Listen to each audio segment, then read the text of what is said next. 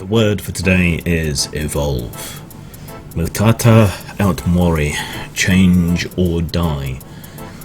The hobby, I have concerns.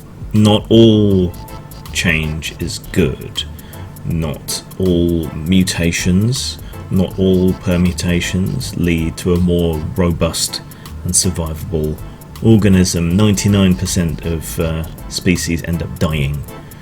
So you have to adapt to a situation, but not all change is good, is what I'm trying to drive at here. And I'm concerned by maybe three things in the hobby at the moment.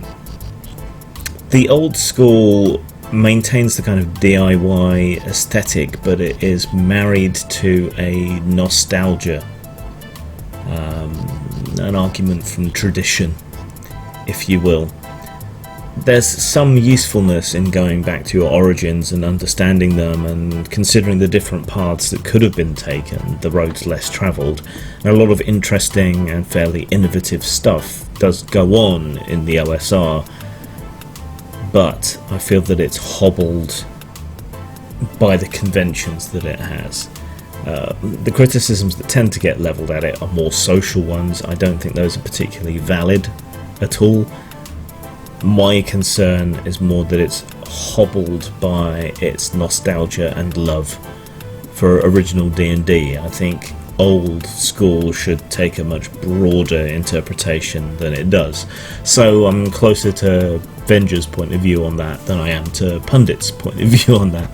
And I fall somewhere between the old school and the new school, a filthy centrist moderate position, if you will, taking the things that I like from both story elements and considering how the old school stuff used to work.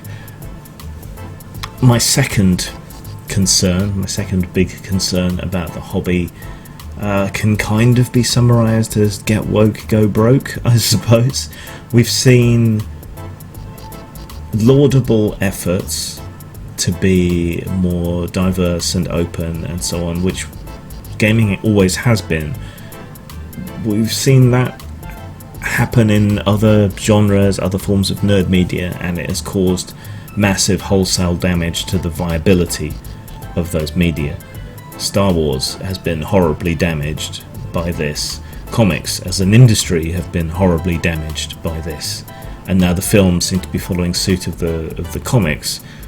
On the one hand, at least the comics and the films will now be in concert, but on the other hand, why repeat something that has ravaged the comics industry? And I'm saying this as someone who's very left-wing, very progressive, but who places free speech and viability and creativity above those concerns. I mean, like games, comics have always been pretty progressive, but always used to do it through the form of allegory. And what's happening across nerd media, including games, is that the idea of allegory has been lost, and instead you're being pounded repeatedly over the head with propaganda, rather than coming to your own conclusions via allegory. And this kind of ties into the last thing that concerns me. Are games now too popular? Games have this long history of being a safe space for weirdos, freaks and nerds, and as they have become popular, they have been flooded with a whole load of new people who don't share that common history, who don't understand why people might be wary or might gatekeep, and then ironically they start to gatekeep against people who've been in the hobby and the industry for decades.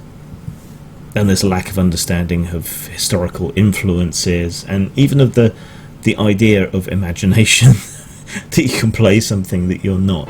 So that's a whole bunch of concerns that I have. And then what other ways are there in which the hobby can innovate? And how much ground can we continue to lose to computer games and so on? I think AI capable of running completely freeform creative games is still a way off. So there's still going to be a place for us, and role-playing provides something that other games don't necessarily do.